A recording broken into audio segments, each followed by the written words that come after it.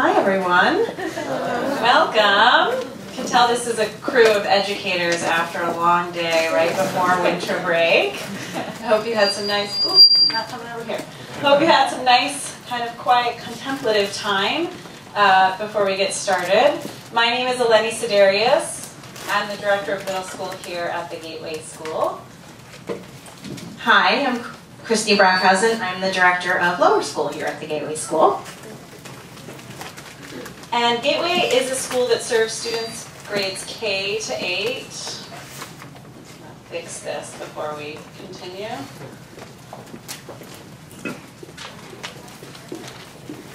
Probably start without the mic until we get that fixed. Gateway is a school, this is my teacher voice! Gateway is a school that serves students grades K to 8 who are bright and have language-based learning disabilities and attention deficits. And our faculty and staff are trained in supporting those students. And so tonight you're here to learn a little bit about executive functioning. We're so glad that you've joined us. Try again. Is this better? Yeah. Great. Thank you. So before we get started, I want to introduce our presenters for this evening. We have Dr. William Harrison. He's our middle school psychologist. Elian Seidel is a curriculum specialist and head teacher in our middle school. Valerie Rapel is a learning specialist in our school. And Erica Palazzo is a curriculum specialist and head teacher in our lower school. So they're really going to do all the work today. We're just here to say hello and welcome. What else do we want to check in on? Oh, Let's see who we have here in the room. Raise your hand if you're currently working in a school. If you're working in early childhood. Elementary, middle school, woo. high school. Great. Wayne. Wanna Yeah. come on up?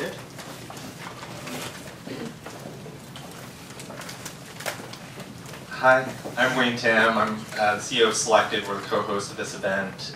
It's cool to see some familiar faces here. We have workshops throughout the year around professional development, job search process as part of our platform on Selected. So for those who don't know who we are, we're an online matching platform for teachers and schools if it's for jobs. So if that sounds like a dating app for teacher jobs, it is.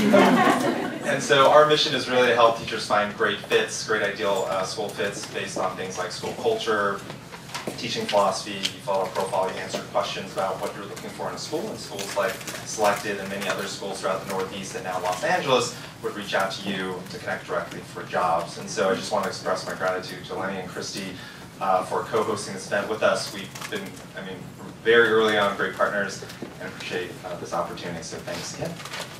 Thank you. And we are going to get started, but for anybody who didn't hear before, there's Wi-Fi over here, username, guest, password, admissions with a capital A, and the bathrooms are right around that corner down the long locker hallway if you need those. And take it away, Dr. Harrison. Good evening. Good evening. I was contemplating starting with a joke, but terrible jokes. So we'll just get started. Right, no more the dog ate my homework, developing executive functioning skills to foster independence. And I think I'm going to loosely define executive functions as a set of goal-oriented skills used for solving problems, both big and small. Right? A set of goal-oriented skills used for solving problems, both big and small. So that's probably going to be my working definition going forward. And I'll let you take in this comment for a while. Now this is strangely validating to me. Strangely validating to me because that's literally been me a time or two. And I would imagine it's been you guys, well, some of you guys for a time or two in your lives. But it really drives home the point that to-do lists don't solve problems. To-do lists don't in and of themselves accomplish tasks, right? Accomplishing tasks or accomplishing a goal is dependent on abilities and skills, right? A set of abilities and skills. So something to keep in mind. So because this is a presentation for educators, we thought it fitting to include an aim and agenda for this evening. I won't call anyone to read it, I'll just read it myself. Aim to examine teaching of executive function skills agenda items. Number 1, identify parts of the brain and explain how they impact executive functions. Number 2, identify important concepts about executive functions. 3, utilize executive functions. And 4, discuss how to build executive functions through classroom instruction. So that's going to give us a little direction. And again, since this is a presentation on executive functions, this does serve as a tool to get us really structured and ordered as we proceed this evening. All right. So whenever you talk about executive functions, you have to start with the brain, right? And the cerebral cortex in particular, which is the outermost part of the brain. And again, if you looked at a skull, that's the first part of the brain you would see, that wrinkly section. And it's divided into 4 lobes, where the temporal lobe is right here, typically by the ear. And in the back is the occipital lobe. On the top is the parietal lobe. And this is the section that we want, the frontal lobe. The frontal lobe is really the housing for executive functions. In particular, the prefrontal cortex. Now, even though the prefrontal cortex and the frontal lobe house executive functions, they have connections to other areas of the brain. So they're pulling information from other areas of the brain for some purpose. So that's something to keep in mind. And in particular, the prefrontal cortex is the source of things like decision making. So how do you decide between choices? Using logic, using reason. Planning ahead, thinking about future goals, setting future goals. Social behavior, what's appropriate and what's not. Also, social awareness and self-awareness originate there. And inhibition, putting on the brakes or using a filter. Both using a filter with incoming information, so figuring out what needs to get in, and also with outgoing information, what needs to get out, what you need to say in particular situations. Okay, now what you have in front of you is a list of typical executive functions. It's not an exhaustive list because, again, some people would add other abilities and skills as well, like reasoning and logic. You could add. Some people add verbal fluency there. So there are a bunch of other things that you can sort of add to this list, but this is a good, solid list of executive functions. And in particular, this planning and goal setting. So this is really when we're thinking about accomplishing some goal, and it's also clarifying what we want to do. So it's how we plan a strategy, and also it's how we actually think about accomplishing those goals. Whether you're accomplishing several goals along the way to get to the big goal, or if you're starting with the big goal. Organizing materials, organizing behavior, all in the service of accomplishing a goal. Prioritizing, sort of keeping in mind what steps go when. Shifting flexibly. What do you do when you get sort of stumped? Do you continue to sort of push that round peg through a square hole, or do you change strategies? Working memory, being able to keep things in mind as you solve a problem. Self-monitoring, being able to step back and sort of see how you're doing on your way to a goal. Emotional and behavioral control, your ability to control frustration, but also control your behavior while you're on your way to a goal. And I have at the bottom there, selective and sustained attention.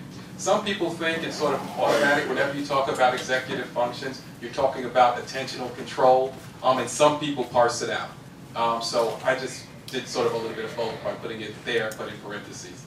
Because I tend to think of it as something that's just rudimentary to executive functions, being able to control your attention. And now this set of executive functions, these executive functions are going to be used for problems both big and small. Whether I'm solving a multi-step math word problem, or I'm trying to get out of the house in the morning for work, or I'm trying to plan a birthday party, I'm going to really use all of these skills to accomplish those goals. I mean, and it's easy enough to see how that fits. So, for example, if I'm working on a math word problem, planning and goal setting, planning how am I going to attack this thing, and goal setting. What am I trying to get out of this word problem? Organizing. Is there a way to do this? Is there a formula to do this? How am I going to, again, proceed with attacking this problem? Prioritizing, which steps go first. Shifting flexibly. If I'm starting to go down the wrong path, can I stop or do I keep going down that path?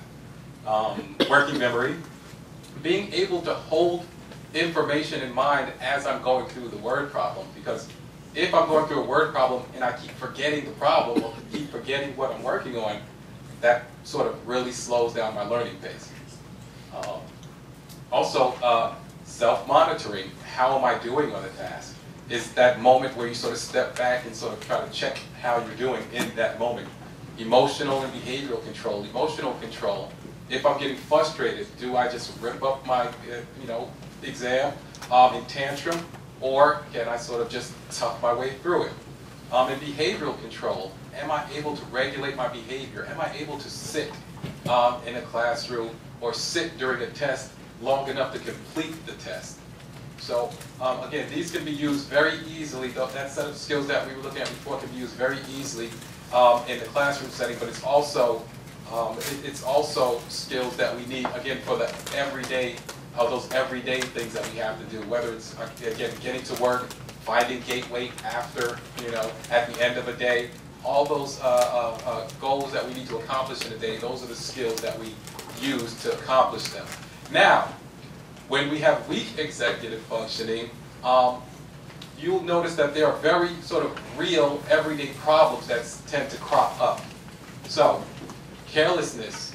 Again, if my self-monitoring is weak, I may act carelessly. Or if I'm not acting in an organized manner, I may act carelessly. Slow learning pace. Again, if I have a poor working memory, and again, I'm working on a word problem, if I have to keep going back to the problem as opposed to working it out, it's going to sort of waste time. Especially, this really catches up with kids on timed exams. Forgetfulness. Again, that can be attached to organization as well as attention. And disorganization, often losing things, very messy, that sort of speaks for itself.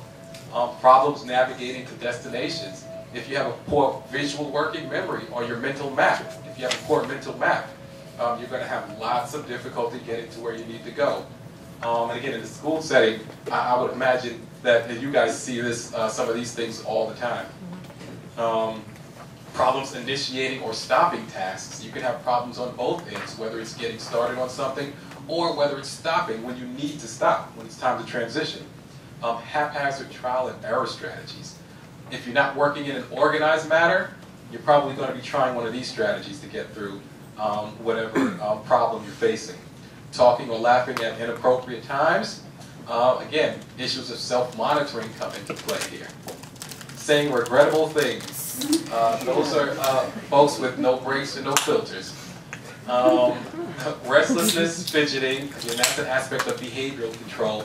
And increased agitation and lashing out is also an example of both behavioral but also emotional control. So as you can see, weaknesses in executive functioning have very everyday sort of real-world consequences.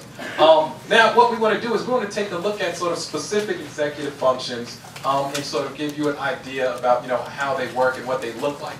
And this is the Wisconsin card sort test.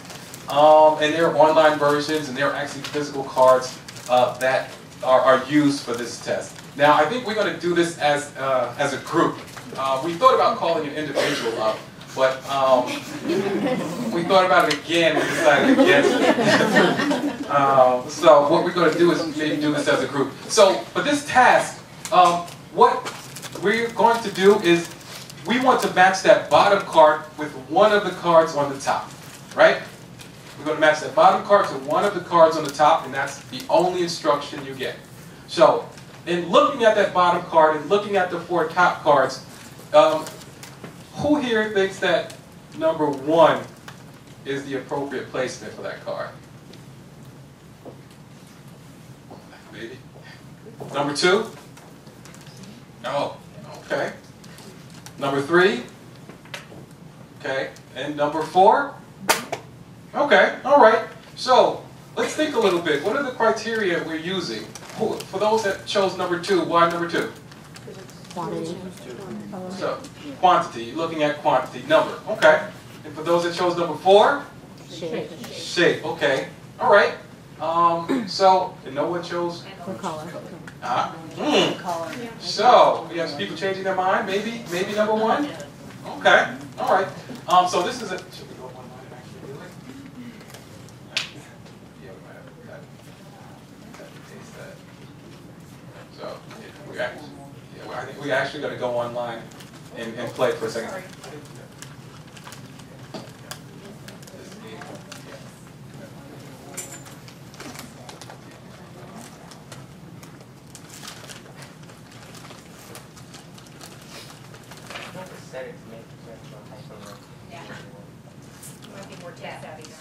We're In doing this on flat. terms of planning and goal setting, we fell short of We're shifting flexibly right now, using this in order all to. part of it. Showing you some of the technology we have available. We'll get there. Yeah, but we're going to get some feedback. And it's going to be a right or wrong answer. Right, so, let's see. I think the most hands went up for card 2. So, I'm not sure what it's, oh, if you maximize it, maybe it'll, there we go. So card 2, if we can just click, yeah. Well, that's a different. Oh. Different. So try, oh, was it a different card? Yeah. All right. All right. So, all right. Number 4. Let's try another poll then. You know, we got a little sort of feedback. Who thinks it's number 1, card number 1? Okay. She goes sticking with color. Card number 2? Card number 3? Okay. Card number 4? I think card 3 has it. Oh. So it's not card number 3 now. So now what we have to remember the criteria that we were using, right? So are we want to match by shape, by number, or by color? Not by number. Number didn't work. So we got 2 left, shape and color. So who says number 1? Okay, and number 3? I think number 1. Yeah, drag it. I don't think they drag. Drag the bottom. Do you drag it up? Oh, you drag it or not? You just click it. Yeah. No worries. So, in any event, yeah, we don't We'll never tell know. you. Just leave comments below. No. So typically on this test, you get feedback, yes or no. Your job is to figure out the rule, right? Figure out the rule based on the feedback that you have. And what this test measures is 1, reasoning. How well do you sort of test your hypotheses? And 2, it also looks at flexibility. Because if you keep getting no, again, do you keep trying the same strategy even though it doesn't work or not? And number 3, how well do you do sort of trial and error? How well do you get through the trial and error phase to actually see the rule? So that's what this test really measures. And it was sort of developed in like the mid to late 40s. And it looked at real individuals with brain damage to the frontal lobe. So that's how we know that it really looks at reasoning and all those things that are located in the frontal lobe. So think about this: when a kid is in a classroom, and particularly math comes to mind. If you're not necessarily well versed on the strategy that you're going to use to attack a problem, you got to go through a reasoning process where you sort of are thinking, how do I get through this problem? But you have to sort of pay attention to cues, whether or not you're getting something right or wrong. The next slide. So this is another test called the Stroop effect test. Now, typically, you would have probably maybe 4 or 5 times as many colors written up there, but your job in this test would be to read the color, to tell me the color of the ink and not the word as fast as you can. So as you read it quickly, your brain is going to want to read the word because we're trained to read words since we were very, very young.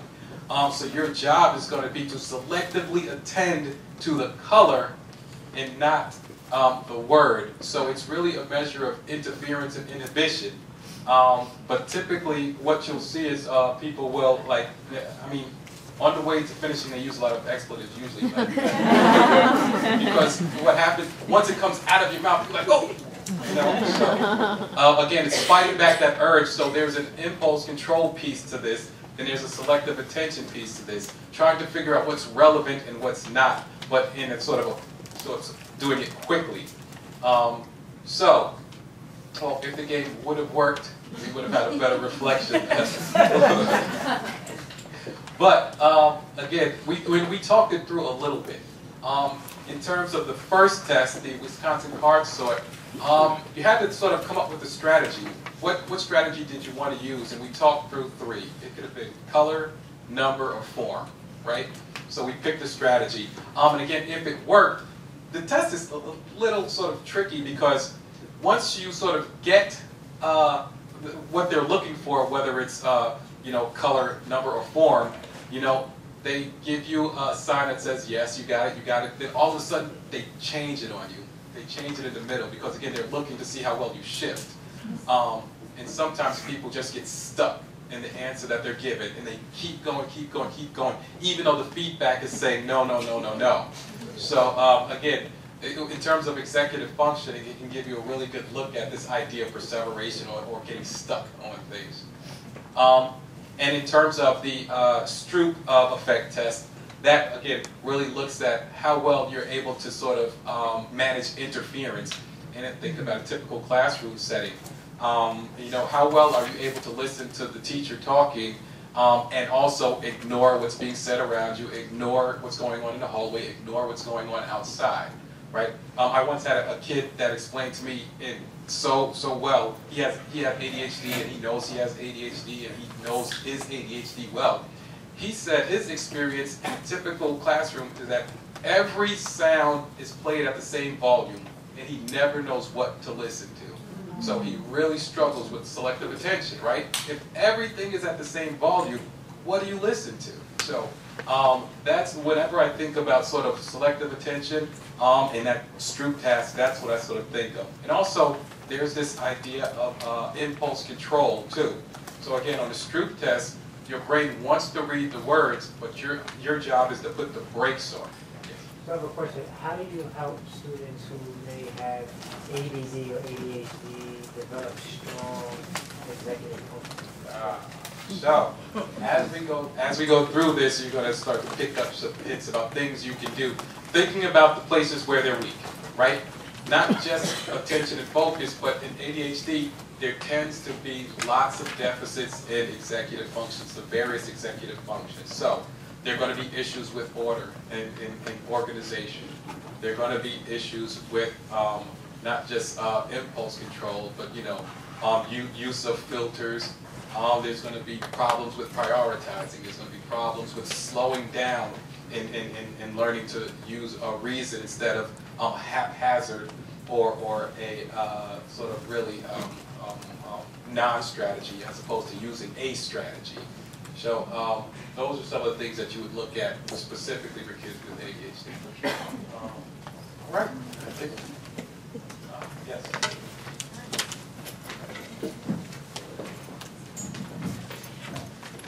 Okay, so next we're going to talk about, now that we know what executive functions are, we're going to talk about how they impact academics. And as you can see from this slide, sort of a summary of just some of the ways that executive functions impact academics. Really, it's across the board. It's in all areas. Not only in terms of students' ability to access content, whether it be language arts content in reading or in a writing class or in mathematics, but of course in things like science and social studies, and additionally in actually accomplishing tasks, completing a homework assignment, studying for a test, completing a long-term project.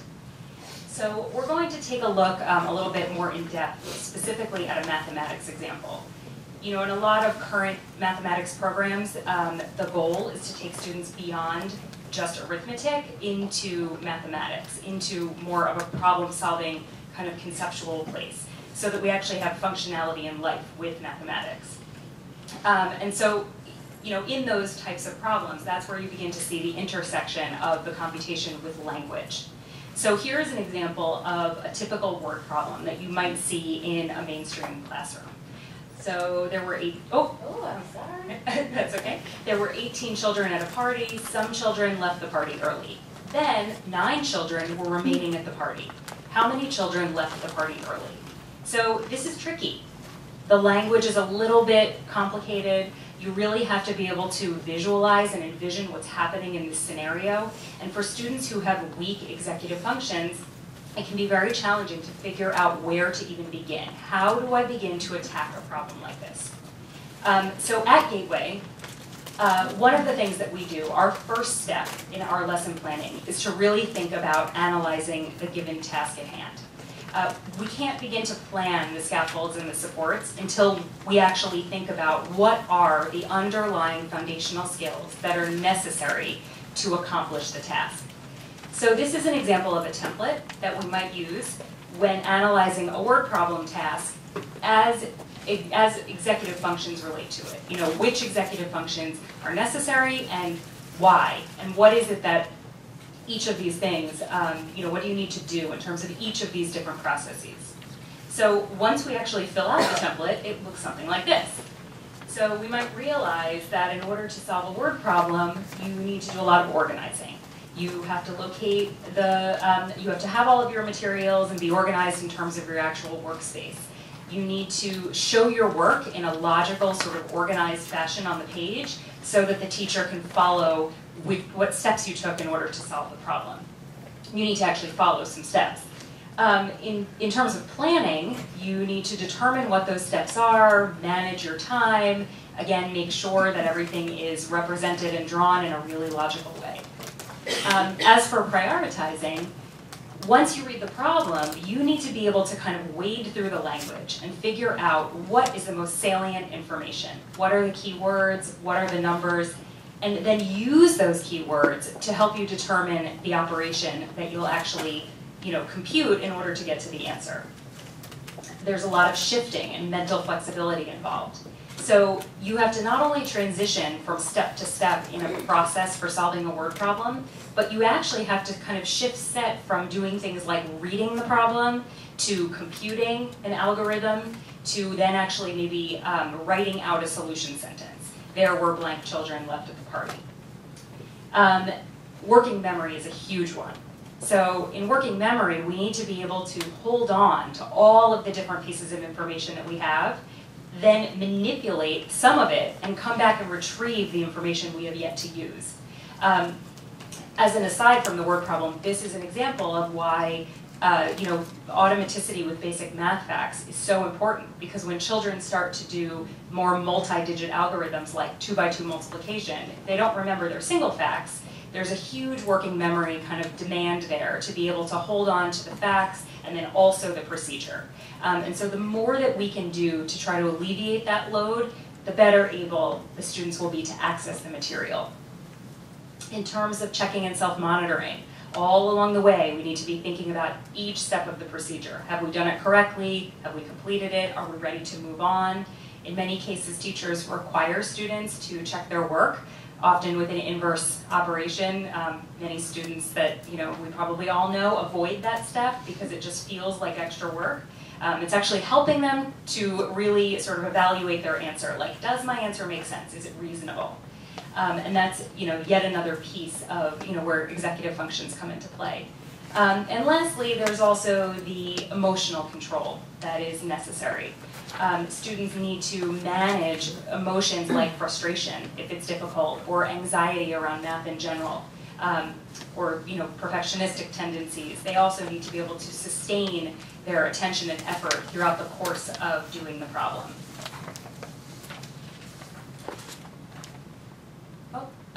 So sort of in summary, you know, the different skills that you need to have in order to attack a math problem like the one we saw, just in terms of executive functioning, are things like setting goals, inhibiting your anxiety, keeping yourself from being distracted by the environment, task initiation, just getting started can be difficult for some students, prioritizing, what should we do first, again, what's that salient information, organizing, working flexibly, monitoring our progress, and managing your time and your emotions.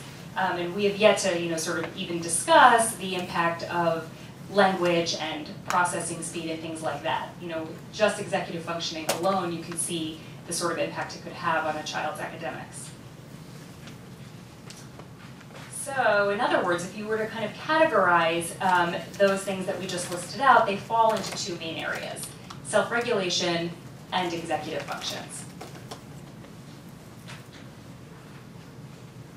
So we know about executive functions that they develop at varying rates, and you know, throughout children's school career, most of them are not fully developed. And for those of you who work with middle schoolers, you may have realized that something like impulse control is actually one of the last to fully develop. But they really are crucial in terms of building, kind of efficiency and functionality in a classroom. So at Gateway, after we analyze the task, as I just showed you, we can then take the next step, which is to plan the supports and the scaffolds that will, again, lessen that mental load and help our students to access the content. So just some examples would be that we might simplify the wording of that word problem. We might give students a scaffolded work page with a checklist of steps where there's a dedicated space for them to complete each part of the procedure. We also have, sort of taken on the project of really analyzing what are all of the foundational skills that go into solving word problems so that we can teach each of them in isolation. And once we've done that, we can then help students to synthesize those individual parts and build back up to the ability to solve a problem start to finish. We sort of affectionately call that our word problem boot camp. So lastly, we also work hard to teach students why the strategies that we teach them work, why they're effective for them, why they're necessary for them, and we work toward helping them to internalize them. So that way, when they go into their next classroom setting in high school, they are armed with a toolbox of skills and strategies that they can then use and apply in their next classroom setting.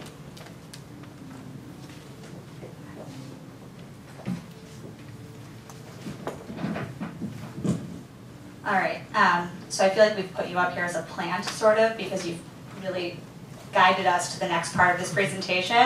Erica and I are going to spend some time talking with you all about some very specific strategies that we use in lower school and middle school to help students build executive functions.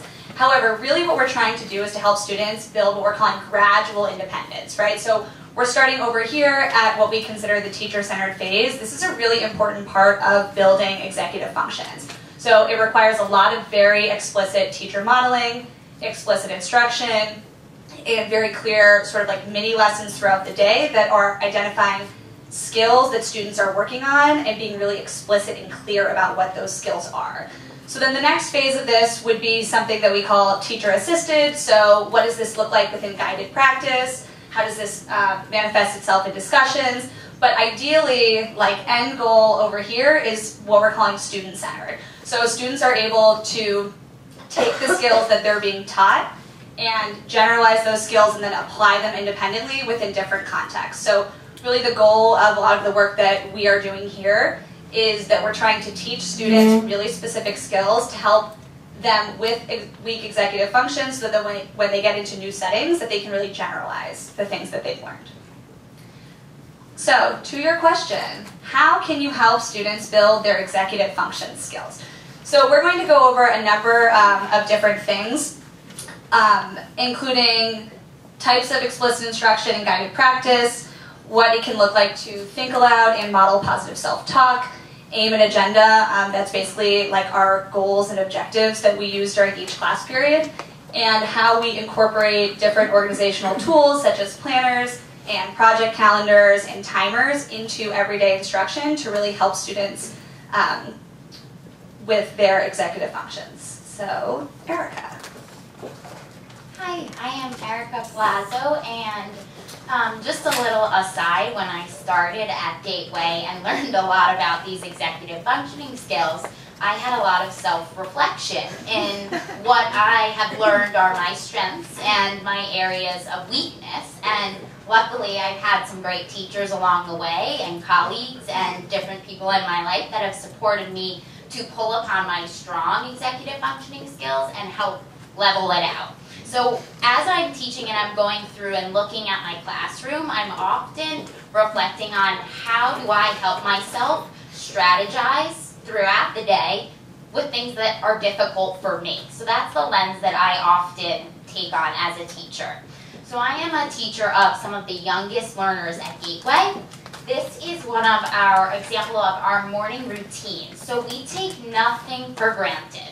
At Gateway, we don't expect that students are going to be able to walk through a process such as unpacking easily, because we know that our students may struggle with these sorts of skills. So this is the visual that is posted in my classroom, and some students from the start of the year with just a little bit of explicit instruction are able to put this into muscle memory, but a large portion of the students really need to come back to this. So I would say about every day, my co-teacher and I are often modeling ourselves exactly what we are doing.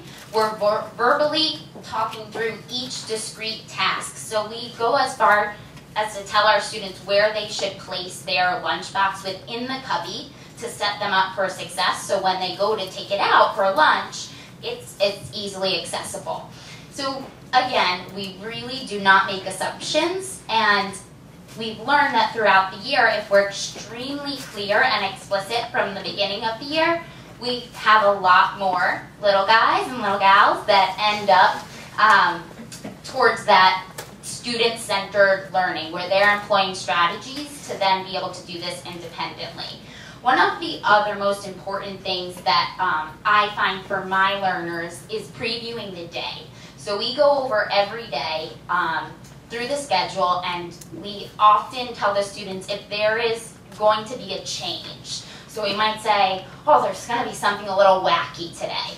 And tomorrow is picture day, so I'm getting prepped for my big speech. And that reading and writing will look a little different tomorrow. And we've noticed that just going through and telling the students what to expect throughout the day, even if it's different and unpredictable from the day before, they are able to then shift flexibly because they knew it was going to happen. So we didn't throw a curveball at them. We were fair and square, and they really are able to then, with that information, employ the executive functioning skills. So on our end, we just want to make sure that we are lessening any cognitive load for our students who may struggle with these different skills. So Erica just referenced what a morning routine might look like with some of the younger students, whereas now I'm showing you a variation of what it might look like with some of the older students. You'll notice that there's a shift in the amount of language. We take away some of the visual cues as students tend to get older. But really the big thing here is routine and being very clear with what the expectations are. So this is something that is posted in every single homeroom.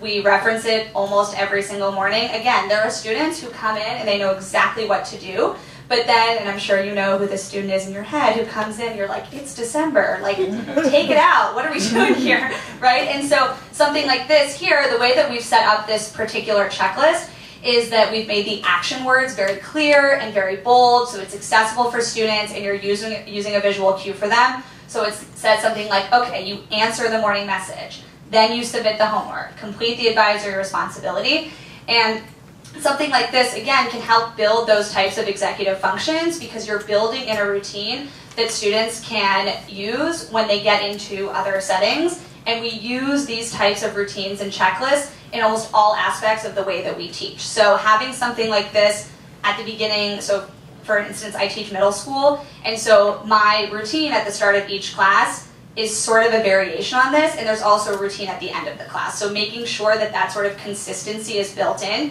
can really help some students who have these weak executive functions. So up here is what we call the aim and agenda. So you saw it at the very beginning of the presentation, and now you're seeing it again. This is something that can be used in a classroom that can really set students up for success. So up here we have the aim, so that's really the goal or the objective. So in your classroom this could be, this is the objective for this particular lesson or this particular class period, and you make that really clear. So in this case, identify the effect of British control over the 13 colonies. And then the next piece of it is the agenda, which is really the plan. So here you're helping students understand that when you are completing tasks, there's a goal, there's something very specific that you're trying to do. And so in the case of looking at like a math task analysis, it's like, okay, the goal is finishing the word problem, but how do I get there? And so something like this helps students understand that in order to accomplish goals, you really have to break things down into smaller parts. So each of these particular steps, and I also, here you'll see that you can also utilize other classroom strategies like embedding vocabulary. So what's here in the light blue, the word tension, had been taught in previous days. So you're helping students access information with that repeated practice. The other piece of this that is really important, similar to the routines, is having something like this posted can help students who struggle with that self-monitoring. So if you have a student who is in the middle of a lesson and you're teaching and things are going really well, and then you know the student, they start to drift and they're looking somewhere that isn't the board, or you're noticing that you're starting to lose them a little bit, having something like an aim and agenda is a way that students can then come back into the lesson and access the information, right? So they can self-monitor, oh, okay, we're talking about tension, oh right, we're on the second item of this particular lesson, and now I know we're going to move through this. So, paralleling what Elian was just saying, we've got an aim and agenda for the earliest learners as well. It is much more visual just because some of our students are not yet decoding, so we will have a visual paired with the writing. Again, we are emphasizing the action words, so those are the things that we are expecting the students to do. It really, really helps on our aim and agenda to have this sort of checklist. And believe me when I tell you, if we miss a beat, the kids will catch us. So they are constantly monitoring where we are in the lesson. And I found that it really helps in terms of behavior management because the students know what is expected of them. So as you're going through the lesson, you reference back, oh, we're at part 3, we still have a little bit more to go. And for students who are struggling with sustaining their attention, it's really helpful to have some sort of positively reinforcing activity at the end that ties to your lesson. That today, the kids were so looking forward to playing this sentence game. And, you know, we had to get through a whole slew of different events. And if we see some off-task behaviors, we just reference back, oh, we're only at 3. We really want to get down to this star and be able to play this game. We've also noticed that this really helps students pair the task with the purpose. So making our youngest learners really metacognitive and being able to understand why we're doing what we're doing. So if I have them read a story about our famous character, Nat the cat, because we only know short vowel A in about 10 consonants. So Nat the cat is one of the main people in my life. And Nat the cat, if we are doing an aim and agenda, when we read our story, I will have students check their understanding. That will be on my aim and agenda. And when I tell them to check their understanding, that means they're making a movie in their brain. So they're drawing then an illustration of what they learned. So we're not working on our artistic ability at this time. We're looking to see if what we read independently is matching the meaning of the story. So I often goof with them and I'll pull down a fancy smartboard slide and I'll say, did you see Nat swimming in the story? And there's a lot of different cat memes out there, so I've found some great ones of cats flying, and it really just helps to engage the students, but also, again, reference the aim and agenda in that what we're doing when we're checking our understanding, strong readers are making a movie in their brain. They're making a visual, and that is then giving them something that they can relate to and then employ at home when they're doing their homework and generalize those skills, you know, throughout the content area. Okay, another very, very key part of helping students build executive functions is explicitly teaching organizational strategies. So middle school and high school teachers, we all know this person over here. Ideally, right, we're trying to move them into this more organized locker and organized system. And organization does not come as an inherent skill to many students. And so it's important to make sure that you are working to create organizational systems and strategies that can help students throughout the day and during class. So in order to help students develop these organizational skills, it is really essential to build in time throughout the day. So whether that's one-to-one support, you're sitting with the student and talking through different ways that they can store information in the folder. Again, it's part of what Erica was saying earlier is it's really this sort of metacognitive piece. So why am I organizing things in this particular way? How can I organize things in a particular way? So it can be something as basic as like a think aloud. So something along the lines of, oh, we just finished our independent reading, so where would I put the book after I finished independent reading? What makes sense as a place that I would put that book? Or again, sitting with students and talking through the organizational systems that you have and building them into your class time. So not having it as like an afterthought, like, oh, I just handed back all this homework, shove it into the binder, but being really clear in, oh, you received homework, a good place to put this would be behind the homework tab in the binder that we use during class.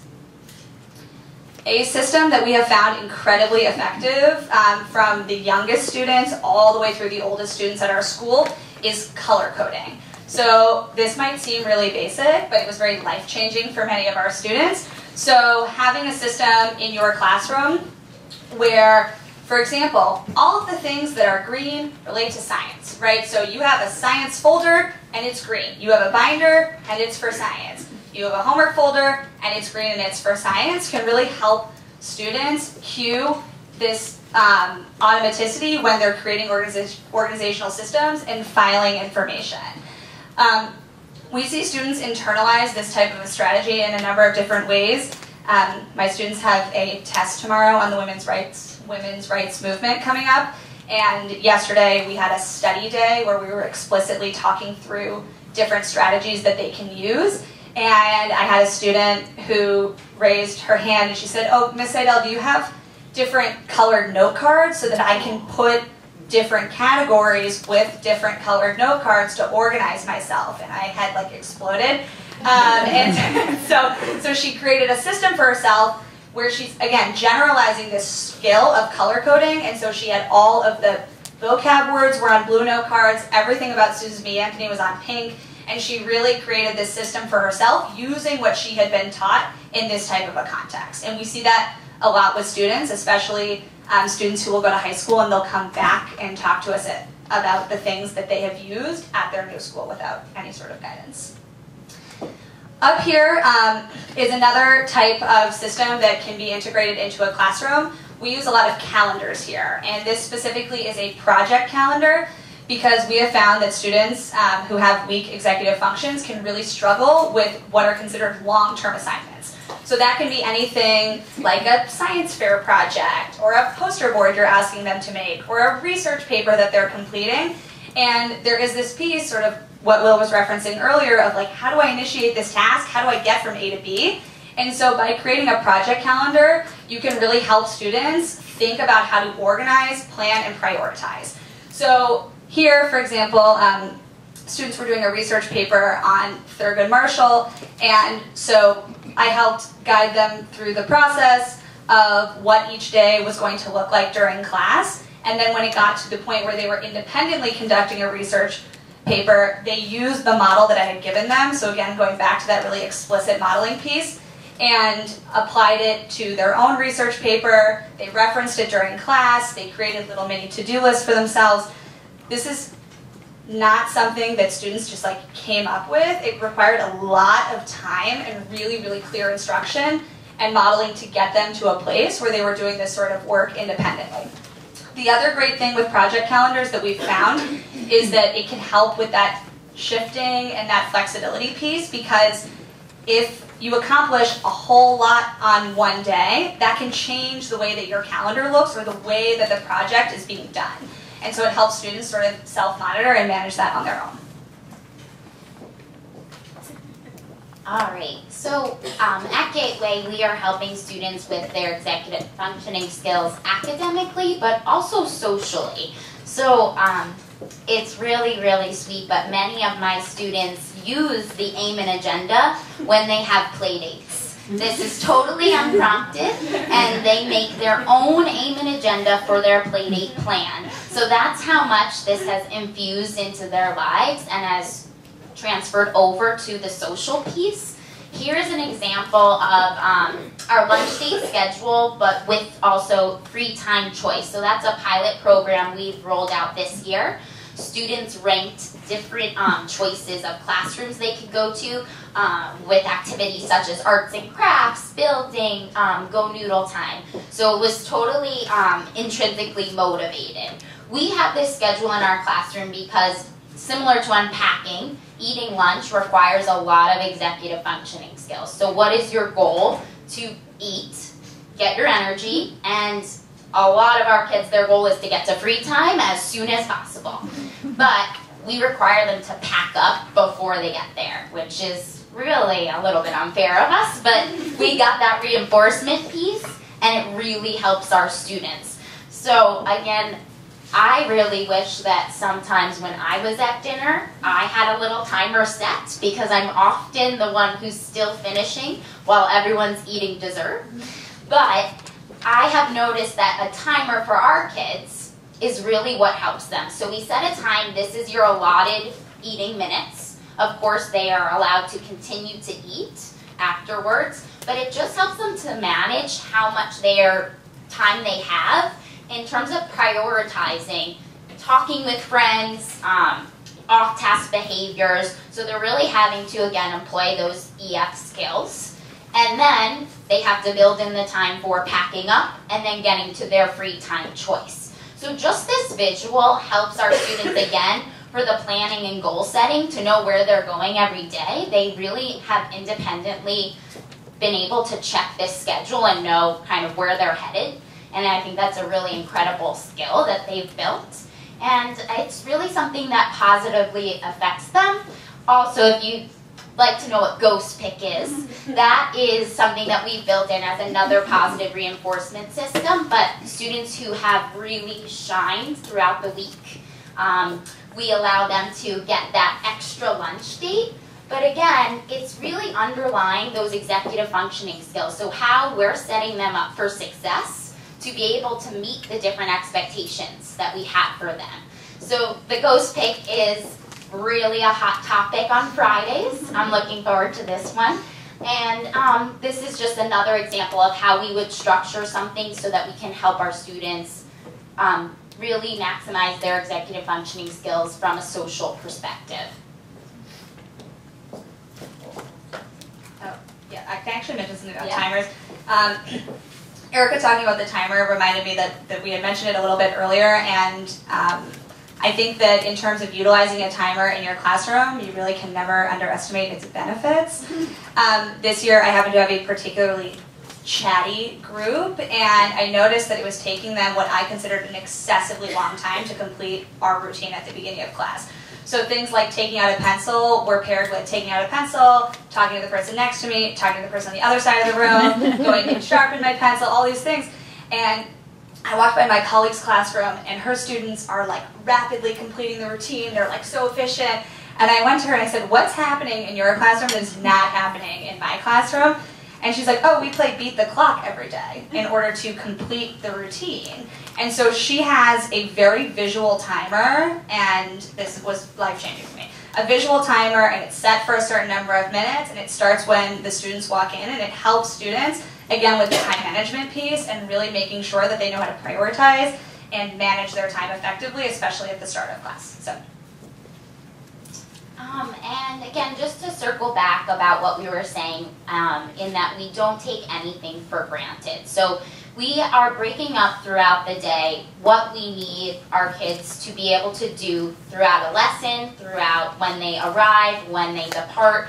And something that, you know, some of our students struggle with is really as discreet as sitting in a chair. So we found that if we use a lot of language to elicit certain behaviors, such as if I were to spit out, please have your bottom on your chair, eyes up at me, feet flat. For students who struggle with processing language, I've lost them, and especially with working memory demands. So we have a lot of terms in the lower gateway school that also flow into the middle school that cue a certain set of behaviors. So we're really explicitly teaching into this at the beginning of the year. So when a teacher asks you to sit in learning position, you know exactly what that means. This visual is up at the board for those students who may still need to look at it, but it means all of those things I said before, without placing that demand on the child to have to process it. So we might do a learning position scan across the room, and kids sit on up, and it's really a beneficial tool that we've just found throughout academic, social, different pieces of the day is really helpful to just have a verbal or a visual cue mean a certain set of behaviors. So what do we want the child to exhibit? Just put it in a little chunk, and every teacher uses it, so really all of the kids know what's expected of them at specials, if they're visiting another teacher, and it's incredibly powerful for them. So as mentioned sort of at the beginning of our portion of this presentation, is that everything that we are trying to do here is building students this point of gradual independence. So another way that we or that you can do this in your own classrooms is to incorporate things like checklists into assignments. So for example, up here we have it's a set of comprehension questions, and you'll notice that we're also employing a number of different strategies that are utilized throughout the day. So things like bolding or underlining key terms to help students access that information. Like, oh, okay, I have to restate the question. Highlighting really key and important information. Again, these are all visual cues that help our students process the information and make sure that they're completing all of the tasks necessary to be successful on assignments. The other thing that you'll see up here that can also be useful when you have students who are struggling with managing their time or prioritizing is having students write in what time they started assignments, completed assignments, and then the total time. So if the assignment is supposed to take 20 minutes, and what we've found also is that students are very honest with this. Like, you'll have students hand something in, they'll write like 3 minutes for a 25-minute assignment. And that can really be an invitation to talk to them about how to manage time, how do you break this task down, what did you need to do differently.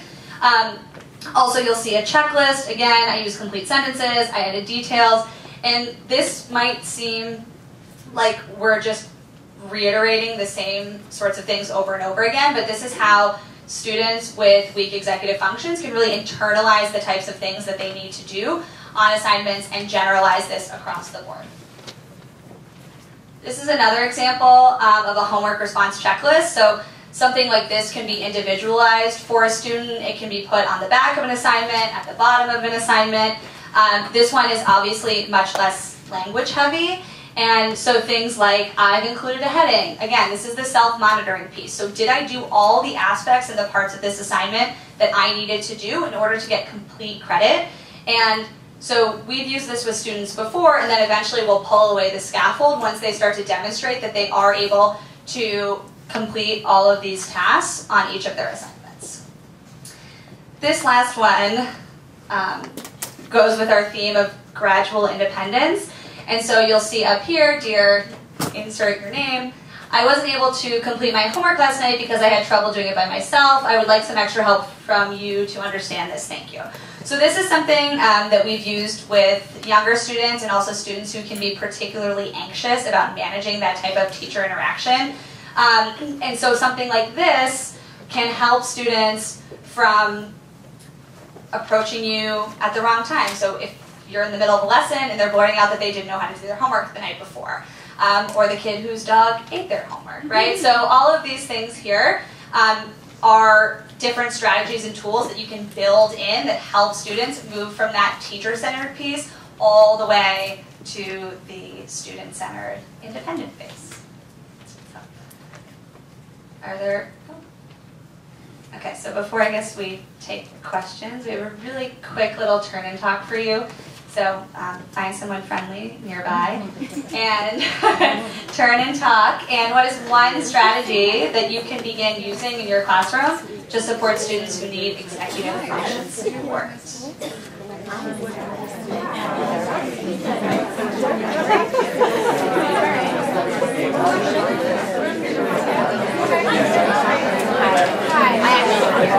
Yeah, so I can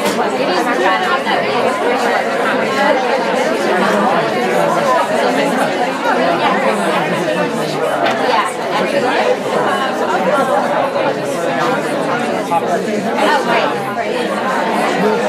Is it private practice? Oh,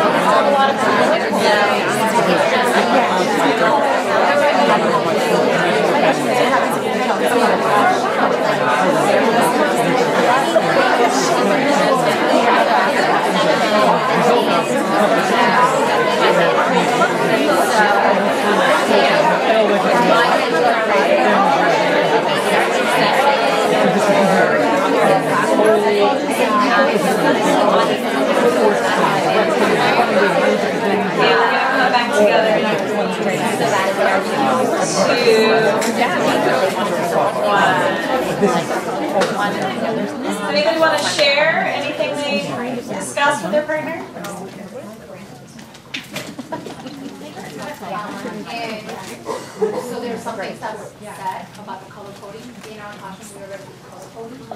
I go to the extent of laminating every type of piece, like the composition notebook, the folder. So we already have established as a school, yellow is always writing, blue is always math, and red is always reading.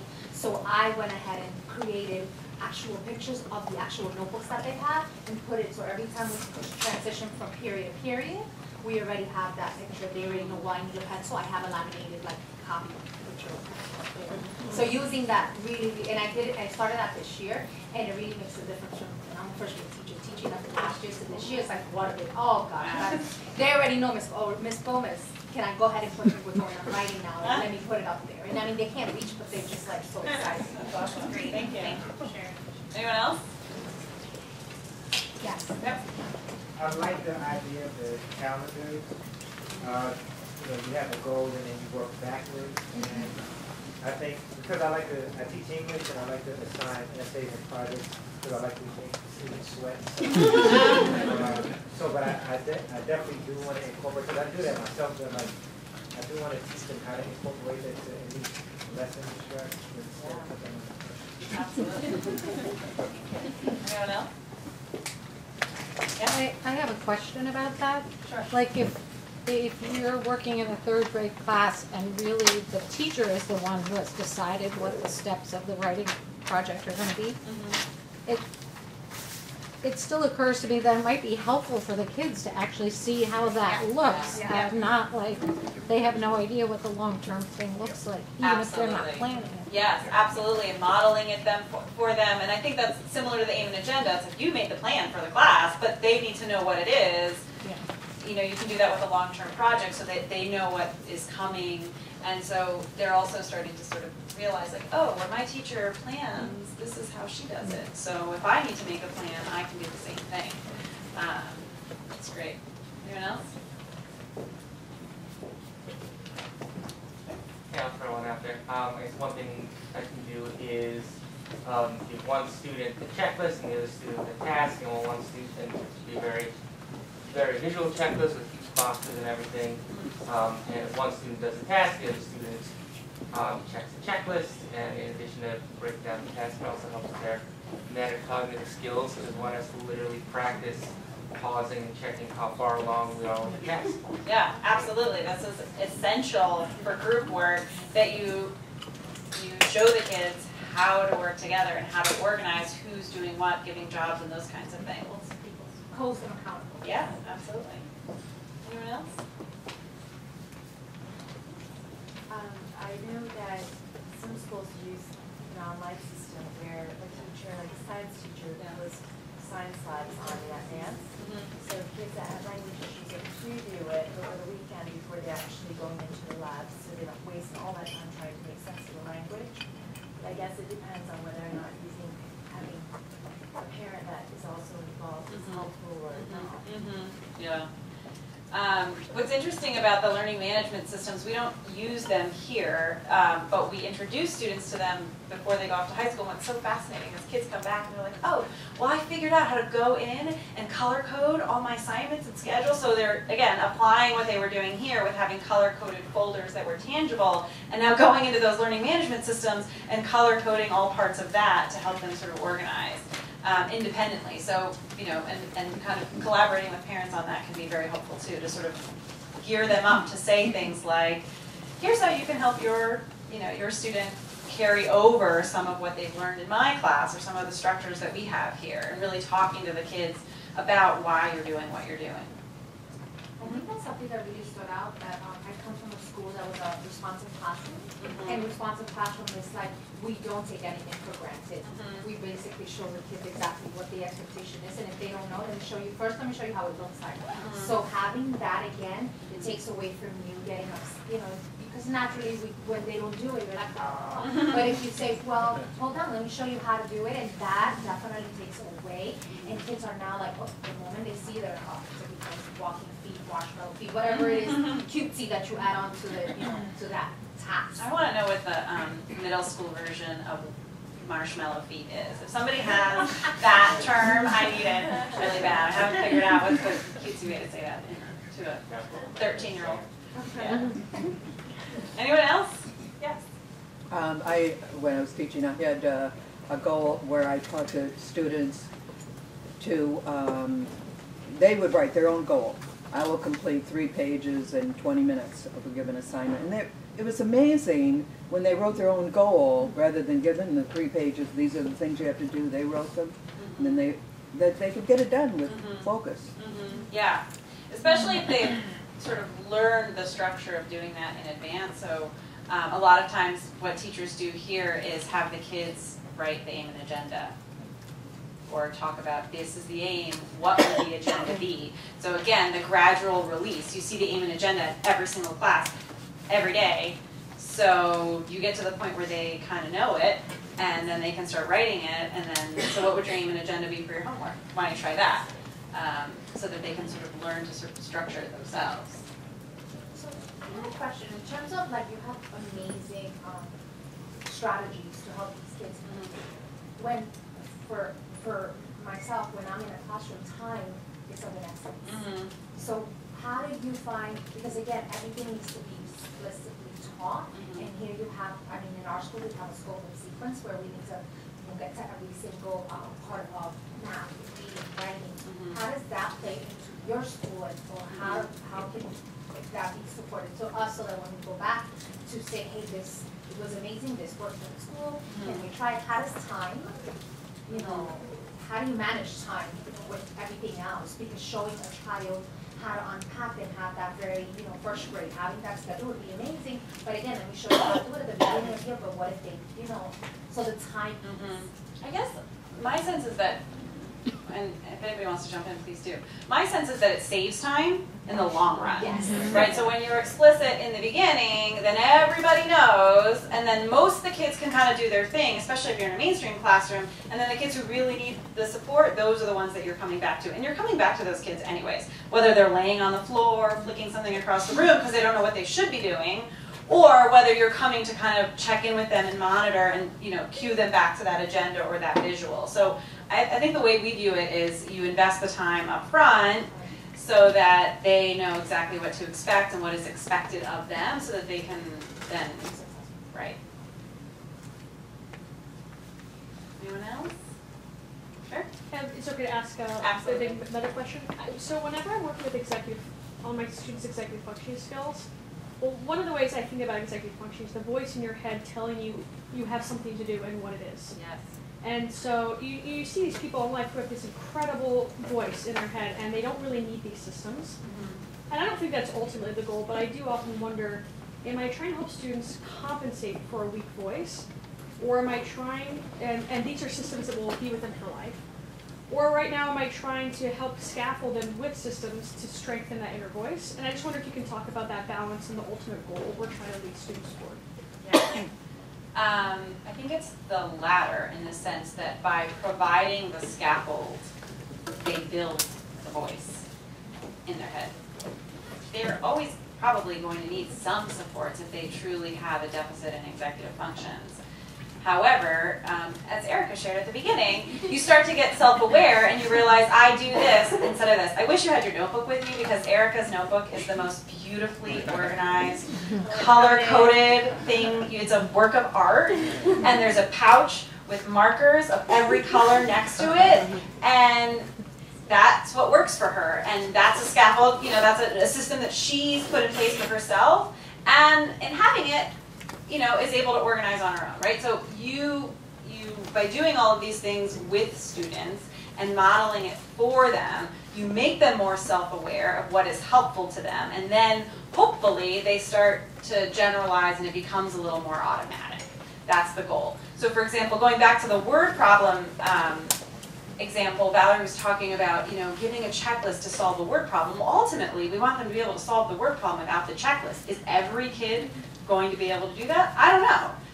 But if you do the checklist enough times, then maybe you can start to do your own checklist, and then maybe you only need a checklist for certain parts of it that you always forget to do, and then maybe you don't need a checklist at all because it's completely internalized.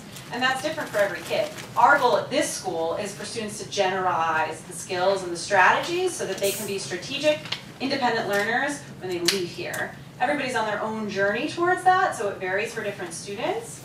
But ultimately, we hope that students graduate kind of knowing where they are on that journey and what their toolbox is of supports. And oftentimes, around October, these kids who've graduated and are freshmen are calling, they're like, hey, what's that outline? Or, Miss Seidel, can I have that thing that we did last year for that project? Can you just remind me what it was? Of course we send it with them all packaged up when they graduate, but, there's one or two that sort of lost that toolkit and executive functions. And, but realize that worked for me. There was a thing that worked for me. Let me go back to my resources, and I know who my resource is and how to find her to ask for it. So I think ultimately you are trying to get them to generalize as much as possible, but maybe not everything. And I think the gradual release is sort of key to that. Knowing when you feel like they got it, then pulling back a piece. Also, I guess I would add to that, it's really building up their strengths. So there's some kids that are just going to need sort of supports going through, through lower school or elementary, middle school, college, high school, college. They're going to need these supports. So the idea is to strengthen, really sort of strengthen their strengths and make them aware of where the challenges are. That's probably more important. I do think a lot of times, though, one of the things that's important is to, we sort of make a lot of these things mandatory.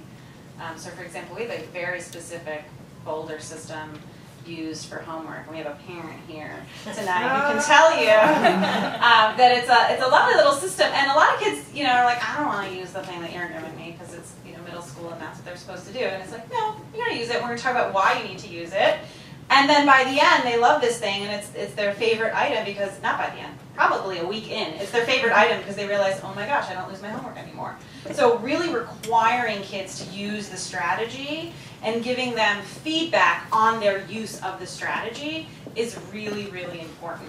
If you make it optional, like you can use the checklist if you want, or you can estimate how long the homework assignment is going to take if you want, it's less likely that it's going to happen. So requiring them to use the strategy and assessing them, giving them feedback on their use of strategies is really essential to, again, the motivation, internalizing it, making sure that it's done consistently. If you only do it every once in a while, it's less likely to be utilized and internalized successfully. Your question? Anybody else? So I have a question just when you said to focus on their strengths, do you mean from an organizational standpoint, or are you talking about more subject matter standpoint? I was just thinking in terms of executive function skills. Some people have great memories, but they're super disorganized, or it could be vice versa. Some people are great at self-monitoring, but they have other issues going on. But I think part of it is looking at what they're good at, right, and really making sure that we continue to build that up, because they might need to lean on that, because of weaknesses in other skills. I mean, we have kids that may be sort of really, really bright, but they just work really slowly. That's okay. So we build in things to make sure that they get the time that they need to show how smart that they are. So it's really sort of noticing what the kid is good at and making sure you use that.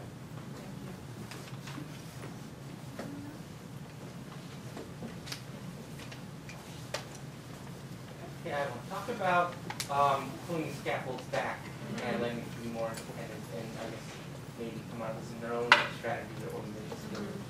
Metacognition, that works. This is a very metacognition. Yeah, that's right. I think a lot of it has to do with sort of trial and error. But when you see that they're utilizing a strategy or a skill pretty consistently, then you can try to pull it back. So going back to that example of what we use to organize homework, once we feel like kids get it, and we trust that they understand how it's being used, we can start to have conversations about what's a system that you would use if you didn't show up at school and somebody gave you a system. How would you use what we do here to form your own system? So that's another project we do with our 8th graders. It's like, okay, you don't have to carry around our organizational system anymore. What will yours be when you leave here? And so giving them an opportunity. So sometimes it's really intentional, teaching something, seeing that they've gotten it, and then giving them some sort of experience to try something else. And I think it's also when you see them doing the work and you're noticing, okay, this kid does it every time. They use the checklist every time. Let me just try to pull back one piece. Or having a conversation with them and saying, you feel like you got this. Sometimes they let you know because they just stop using it, and then, they're still completing the work successfully. So then it's a conversation of, I noticed you didn't use the checklist for last night's homework. What's up? And they'll probably say, I don't really need it anymore. And it's like, okay, great. So it's kind of trial and error in some degree, and also sort of assessing their successful implementation of whatever it is that you've taught them. I think they've internalized it so much that they've already used it that it's embedded in their brain where they don't need it anymore because that's what they use. Yeah, and there's some things that, you're never going to stop using an aim and agenda even though they understand aim and agenda, right? Because every lesson benefits from an aim and agenda. So they've internalized it, they can write them, they can talk about them, they'll call you on it if you're not using it, but you still will use it because it's helpful. So there's that other piece to it. Like you're always going to have an organizational system, it just might not be this one. All right, it's late, you've probably all worked. The Gateway folks are going to hang around a little bit if you have more questions or want to talk or learn a little more about Gateway. I think our Selective folks are going to hang out too, so we're going to talk to them. Thank you.